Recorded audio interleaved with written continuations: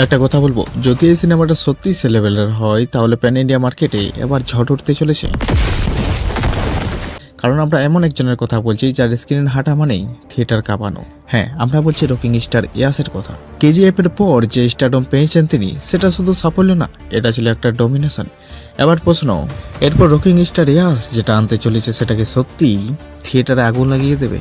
দেখুন, যখন KGF chapter 1 release করেছিল তখন কেউ আন্দাজ করতে পারেনি যে আসলে কি আসছে, কি হবে এই কাহিনীর ভিতরে। কিন্তু কেজিএফ চ্যাপ্টার 2 রিলিজের পর অনেক মাস মুভির রেকর্ড ভেঙে দিয়েছে। আর সেখান থেকে ইয়াস হয়ে গেলেন প্যান ইন্ডিয়ান পাওয়ার হাউস।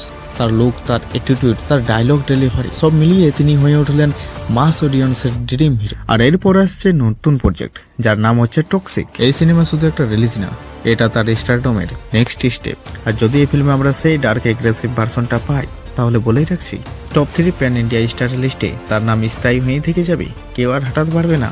কিন্তু একটা সত্যি কথা, এখনো পর্যন্ত ভক্তরা বেশি হাইপ দেখছে এডিট আর ফ্যানদের বানানো কনসেপ্ট। রিয়েল স্ক্রিনের সেই নেক্সট লেভেল মাস বেলাসটা আমরা এখনো দেখতে পাইনি। পটেনশিয়াল কিন্তু 100%ও বেশি আছে, আর এটাই এখন সবচেয়ে বড় প্রশ্ন। কিন্তু আমার মতে ইয়াস এখনো পর্যন্ত রেসের মধ্যে আছে, তার হাতে পুরো গেম চেঞ্জ করার ক্ষমতা এখনো আছে। যেমন আমরা কেজিএফ চ্যাপ্টার 1টাতে দেখেছিলাম, কিন্তু কেজিএফ চ্যাপ্টার 2টাতে পুরো গেম চেঞ্জ করে দিয়েছিল। সেভাবে টক্সিকও এখন কিন্তু গেম চেঞ্জ করতে পারে। কিন্তু এটা তো শুধু ঠিক করবে টক্সিকেই। তিনি কি শুধুই রকি ভাই হয়ে থাকবেন, নাকি প্যান ইন্ডিয়া লেভেলের লেজেন্ড হয়ে উঠবেন? এরপর আমরা টক্সিকটাতে দেখবো বাবা আর ছেলের শুধু ভাইলেন্স। তাহলে থিয়েটার কাঁপবে নাকি শুধুই সোশ্যাল মিডিয়া?